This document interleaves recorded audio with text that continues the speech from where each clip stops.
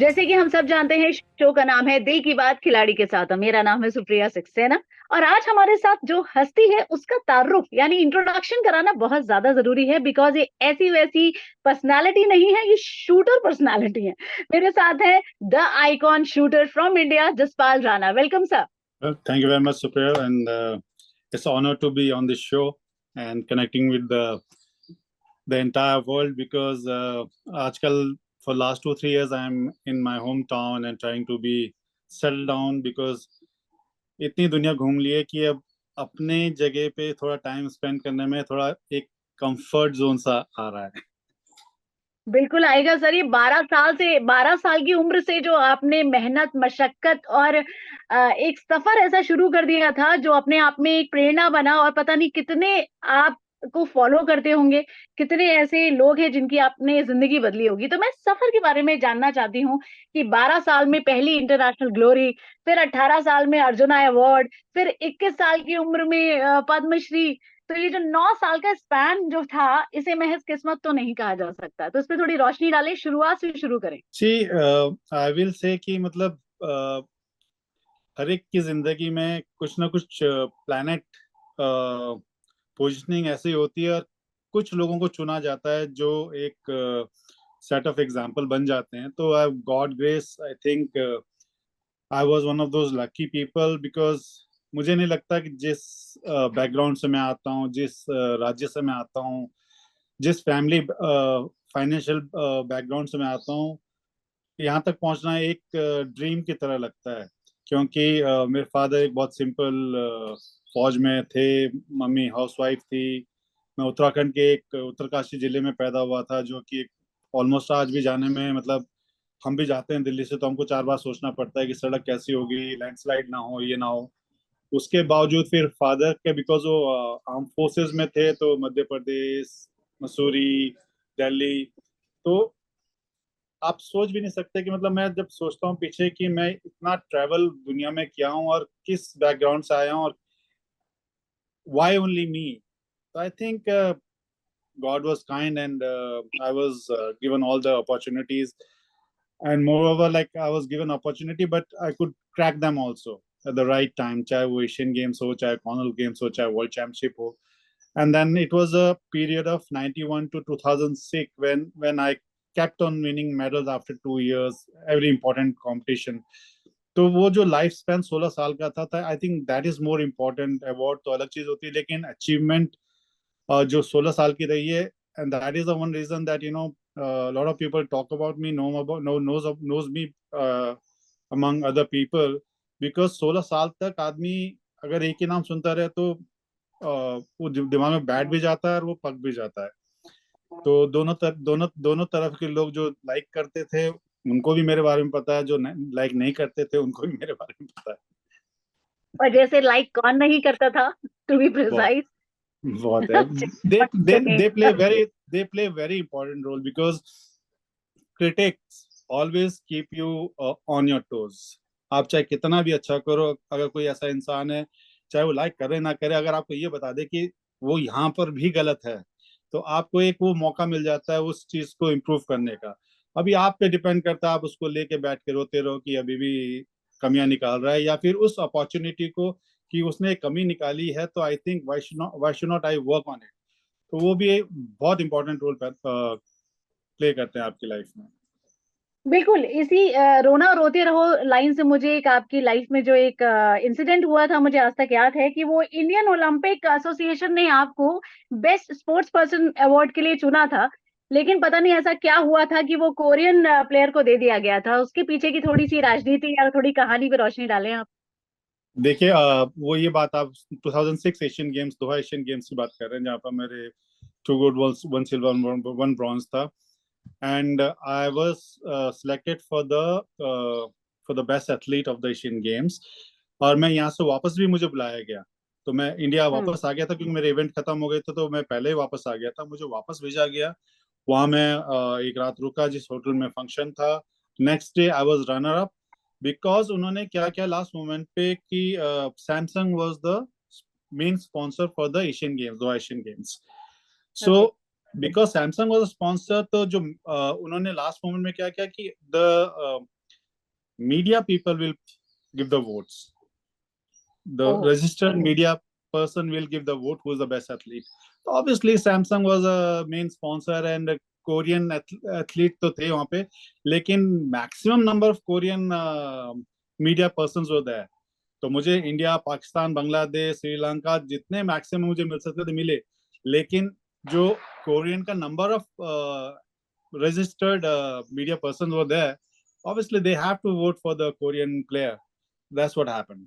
But that's okay because being selected for one of the nominee is good enough to prove that I was there. इससे ज्यादा गंदी politics हमारे India में हमारे लोग ही करते हैं, तो किस किस को बैन करेंगे? ठीक है, दैट्स सही बात। Okay, that's part of life. लेकिन everybody always knew that Daspal Rana is actually the best sports person and there is no doubt about it. मुझे ये बताइए कि आपके परिवार में मतलब पूरा परिवार ही शूटर्स का है? आपके फादर शूटर थे, वो कोच भी थे, आपके ब्रदर भी शूटर हैं, आपकी सिस्टर भी शूटर हैं, और आपकी वाइफ भी शूटर है। तो ये जब आपस में आप लोग मेरी बैठते हैं। जी जी मेरी जी। बुआ भी शूटर है, मेरी नीस भी शूटर है। हमारे घर में दिल्ली में मेरे साथ एक कजन रहते थे, वो भी शूटर बने थे, वो आज उत्तराखंड पुलिस में। हमारे घर में एक जी। हेल्प था जो मतलब हमारे घर में साथ बचपन से रहता था, वो भी उत्तराखंड पुलिस में इंचार्ज है एज अ शूटर। तो ये एक माहौल का भी इम्पैक्ट पड़ता है, क्योंकि जब आप चीजें देखते हैं, जिस माहौल में आप रहते हैं, तो आप अगर फैसिलिटी मिल जाए तो आप उसमें निकल जाते हैं। बिल्कुल बिल्कुल। तो मैं वही जानना चाह रही थी कि जब आप लोग आपस में बैठते हैं तो कुछ कोई ऐसा घमासान होता है शूटर्स को लेके कि चलो आज कंपटीशन करते हैं See, आपस to में? be really honest, in my life, I don't have any shooting friend outside when I'm outside in my own zone. तो मेरे या शूटिंग वाले फ्रेंड कोई भी नहीं है। मेरे अलग फ्रेंड है जो जो मैं, लेकिन हाँ ये है कि जब मैं शूटिंग में आता हूँ तो उनका कोई रोल नहीं होता। जब मैं अपनी लाइफ में होता हूँ तो शूटर्स का उसमें कोई रोल नहीं होता। तो वी कीप जी। Shooting in one side. The entire family is in shooting because everything was the atmosphere was about shooting only. तो हम्म। बेसिकली हमारा क्या होता था कि जब 6 7 8 घंटे आप शूटिंग रेंज पे हैं और खाली शूटिंग कर रहे हैं, इवन आपका सुबह morning yoga start for shooting, evening में फिजिकल भी आपका फॉर शूटिंग। तो जो अपना टाइम होता था, we never used to talk about shooting, nobody used to talk about shooting. Only time when we have to get ready for the range, that time कि किसका सामान कहाँ रखा हुआ है, गाड़ी में डालना है, लेके जाना है। अदरवाइज मम्मी का होता था कि सबका खाना या तो खुद लेके आती थी या फिर वो पैक करके सुबह दे देती थी। मोस्टली खुद लेके आती थी, क्योंकि जब वो दिन में खाना लेके आती थी तो गरम गरम मिल जाता था। तो जब वो लेके आती थी तब उस टाइम पे रेंज पे वो शूट करती थी, हम लोग खाना खाते थे। And she also end up participating in national championship. Yeah we know and this is really great. So आपकी खुद के नाम पर एक शूटिंग रेंज है इतनी बड़ी वहां पदून में, इतने स्टूडेंट्स को रेज करते हुए एक शूटिंग टैक्टिक्स सिखाते हो, कोच करते हो, आपको क्या फर्क दिखता है? मतलब पुराने जो आप खिलाड़ी थे, पुराने शूटर्स और आज के शूटर्स में कोई बेसिक फर्क बताइए। बहुत फर्क है। हमारे टाइम पे उत्तराखंड में तो क्या, दिल्ली में भी एक ही रेंज थी, और उस टाइम पे भी आपको वहां पर पहुंचने के लिए पैदल जाना पड़ता था, क्योंकि वहां पर बस भी नहीं जाती थी। हमारे पास उस टाइम पर गाड़ियां नहीं होती थी। तो there was lot of time, या पापा जब होते थे तो स्कूटर में लेके जाते थे, तो हम लोग 3 लोग एक स्कूटर में बैठ के जाते थे, which was illegal to drive like that, but he did not have any other choice. नहीं तो जैसे हम लोग, मैं मेरा भाई होते थे, तो हम स्कूल के बाद, क्योंकि हमारा स्कूल तुगलकाबाद में ही था, केंद्रीय विद्यालय वहाँ पर एयरफोर्स स्टेशन के अंदर, तो वहां से हम छुट्टी के बाद पैदल स्कूल चले जाते थे, वो रेंज चले जाते थे। तो अच्छा। आज की डेट में if you see that kids have lot of distraction, lot of opportunity to do lot of things. Problem with that is, they end up doing lot of things only. To reach somewhere, to be master in something, you need to focus only on one thing. That time by default we did not have any other choices. Phone तो, mobile तो बहुत बहुत दूर की बात होती है, लोगों के घर में वो घुमाने वाले फोन होते थे, तो वो भी बहुत कम लोगों के पास होते थे। और टीवी, मेरे को याद है कि हम जब छोटे छोटे थे मसूरी में, जब हम बहुत ही छोटे थे, तो हम चित्रहार देखने के लिए दूसरे के घर में जाते थे, क्योंकि हमारे घर में टीवी नहीं था। तो वो एक अपॉर्चुनिटी थी, होती थी, वो एक अपना टाइम होता था। और कई बार ये होता था कि उस टाइम पे उनके घर में मेहमान होते थे और वो खाना खा रहे होते थे, तो वो को नमस्कार कर देते थे, तो उस वो दिन बता इतना देते बुरा थे। लगता था। लेकिन आजकल के बच्चे आप देखेंगे दो दो फोन लेके चल रहे हैं, आईपैड लेके चल रहे हैं, और आप उनको कुछ एक जगह खड़ा करना चाहो, आप वो नहीं कर सकते। फिजिकल फिटनेस है, मेंटल, पहले क्या होता था कि जब डिस्ट्रैक्शन ही नहीं होता था तो एक मेंटल लोड कम होता था बच्चों के ऊपर, तो आप इजीली फोकस कर पाते थे। बट अब जितना हमारे पास फैसिलिटीज बढ़ती जा रही है उतना हमारे पास डिस्ट्रैक्शन भी बढ़ते जा रहे हैं। उस टाइम पे डिस्ट्रैक्शन कम थे, अब फैसिलिटीज कम थी, तो एक एक अंदर से आग होती थी कि हमको करके दिखाना है, चाहे कुछ भी हो जाए। पहले स्कूल लेवल पे, फिर स्टेट लेवल पे, फिर नेशनल लेवल पे, फिर इंटरनेशनल लेवल पे। फिर जो ह्यूमिलेशन वहां जाके मिलती थी कि हिंदुस्तानी आ गए हैं, इनको खाने की तमीज नहीं है, इनको कपड़े पहनने की तमीज नहीं है। हमारे पास किट ही नहीं होती थी, मतलब हम अगर 10 लोग होते थे टीम में तो 10 के पास 10 डिफरेंट कलर के ट्रैक सूट होते थे। आज वो चीजें बहुत ही अलग हो गई हैं, मतलब now you are, nobody take you for granted when you walk into the field of play. There is a little tenseness in among international athletes also. मैं शूटिंग की बात नहीं, हमारा किसी भी गेम में आप देखो। और अब हिंदुस्तानियों को इतने हल्के में कोई नहीं ले पाता है। अब चाहे वो स्पोर्ट कल्चर चेंज हुआ हो, चाहे गवर्नमेंट का सपोर्ट रहा हो, चाहे वो फैसिलिटीज जो हमको आज की डेट में मिल रही है। और आप देखिए the cash award, the amount of money government is spending, every state government is spending on sports person is huge. So things are changing, and but there's only one advice for everyone, that boss, there will be a one window time for you to perform. Do it, or else somebody else will throw you out. So you will see a lot of people coming up in national arena, national team, and the lifespan of those people are very short because there's 10 people ready to replace that, and that is very important, and that's very good for the sports to come up. I was right.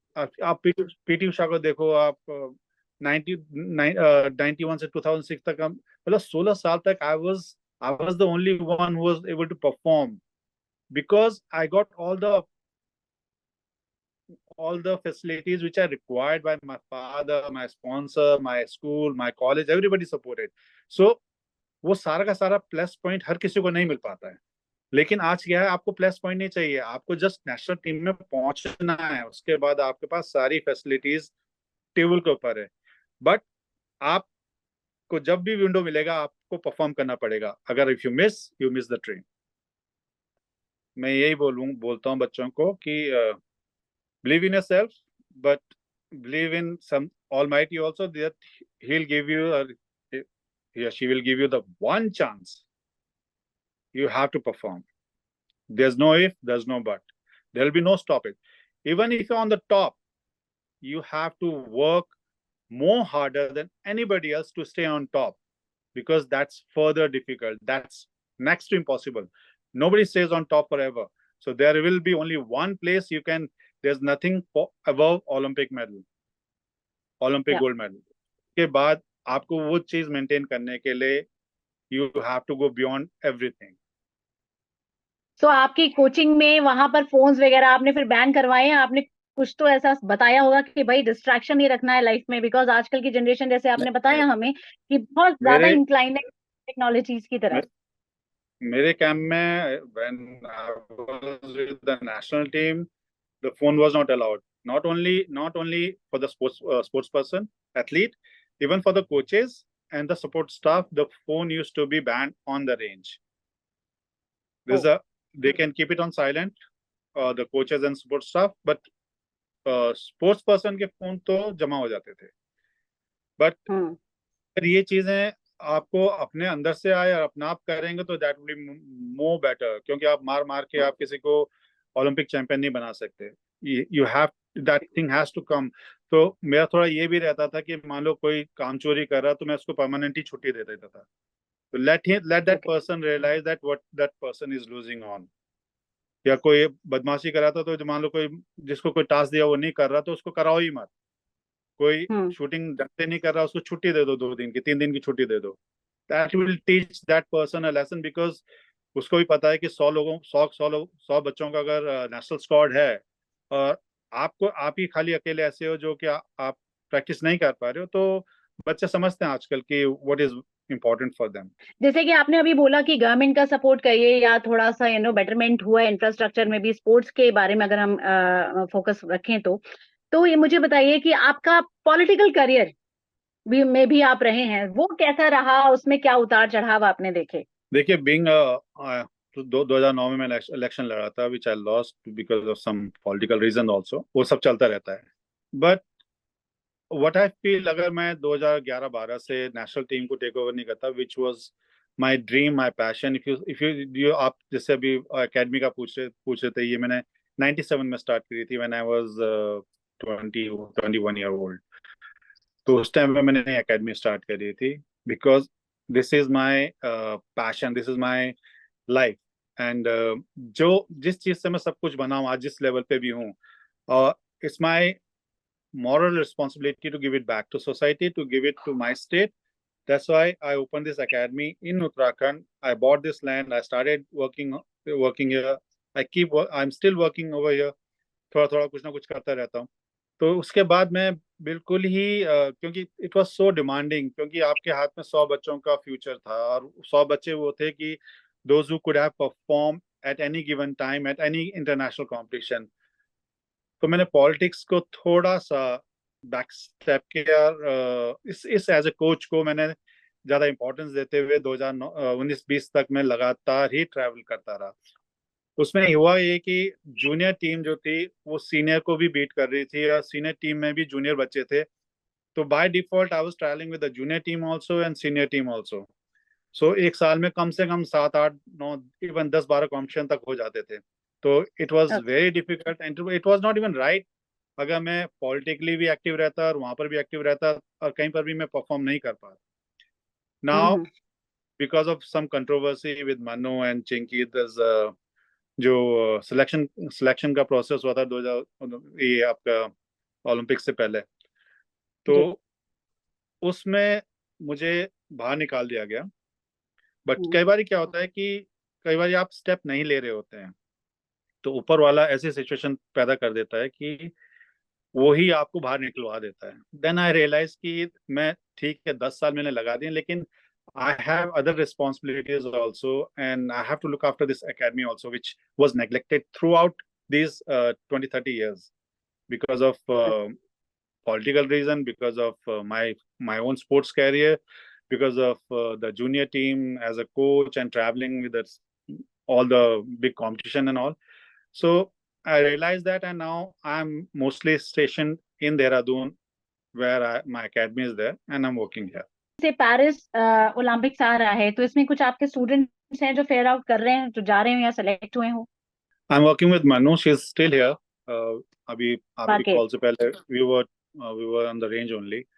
So, okay. but I'm trying to support her, coach her, but still because of last Tokyo Olympic, जो problems हुई थी, controversy हुई थी, the federation is still not able to digest that, and they're still trying me to not to be part of the national team.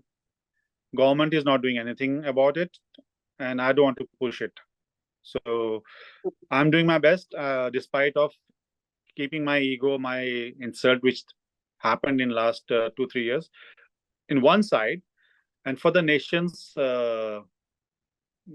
maybe we'll say that medal prospect, या। we started working together, and I feel that she's a very young girl, and whatever she did and what the controversy was, she had guts and the courage to call me and ask me that if I can help her. So I had hmm. no reason to say yes to her. So I said yes, we'll work, despite who supports or who does not support. But still, we are getting lot of hurdles from the federation side. Hmm. So that's hmm. okay. They've been on other side throughout my life career, so that's fine. So it's everywhere, politics is everywhere, starting from the family, and you go anywhere here, why you have to face the politics. Anyways, coming back to the question, that, what are your immediate goals now? What are your future goals? Future goals. Yeah. I really don't know, because I'm in that phase of life where you are clueless, because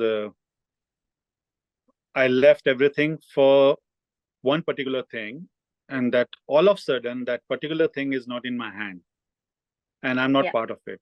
To Mm. come back to politics does not happen like that. Really have to work. I have to run around. I have to be in the field, which I already started. Mm. But at the same time, even in politics also, because I was out for 10, 12 years, so people will not able, they will not allow me to walk in just like that. Exactly. But that's the way politics is. That's the way everything is. So I'm okay. I'm taking it at ease, and I'm waiting for that right time to strike. So let's talk about the parachuting also. Recently world cup हुआ अभी यहाँ दिल्ली में करनी shooting range में, तो इस पर आपकी क्या टिप्पणी है? मोना अग्रवाल को पेरिस क्वालिफिकेशन कोटा मिल गया, सिंगराज अधाना एंड अदर्स जो पैराशूटर्स हैं हमारे, लाइक रुद्रांश खंडेलवाल, इन सबको ऑलरेडी कोटा था इनके पास। तो ये जो एक अपलिफ्टमेंट हो रहा है पैराशूटिंग में भी, पैरा स्पोर्ट्स में भी, उस पर आपकी टिप्पणी?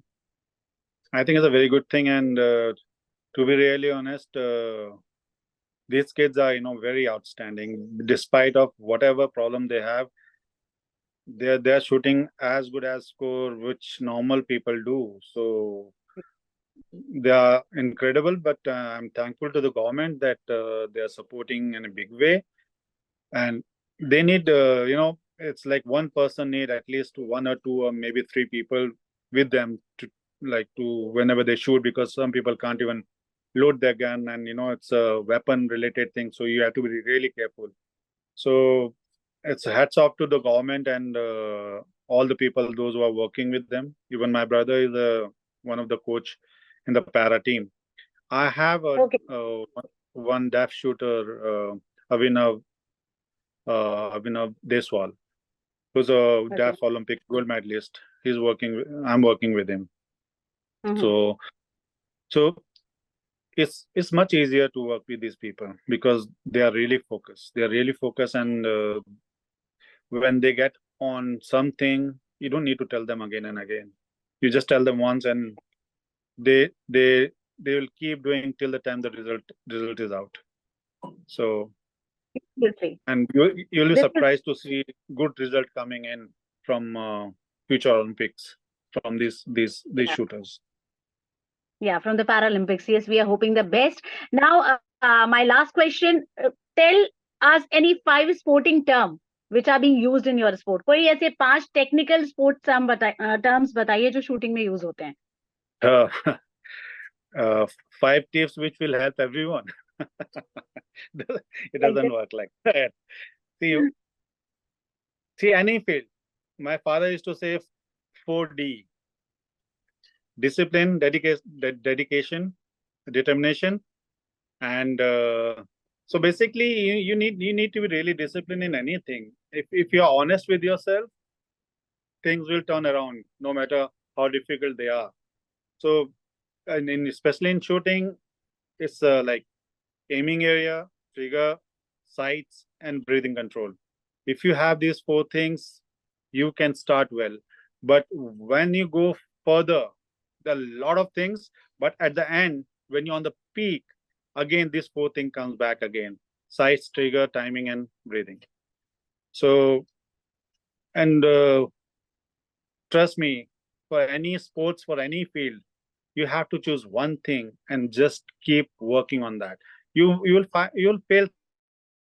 Talk about my entire shooting career, I must have shot 5,000 matches, but I must have won not more than 100. But I made sure those 100 matches were main matches. So you have to be Okay. really focused on that. Thank you so much for your time, sir. Thank you so much. We are seriously, had an insight and a kind of information, the kind of messages and दिल की बात जो हमने यहाँ पर करी है वो हमेशा हमें याद रहेगी.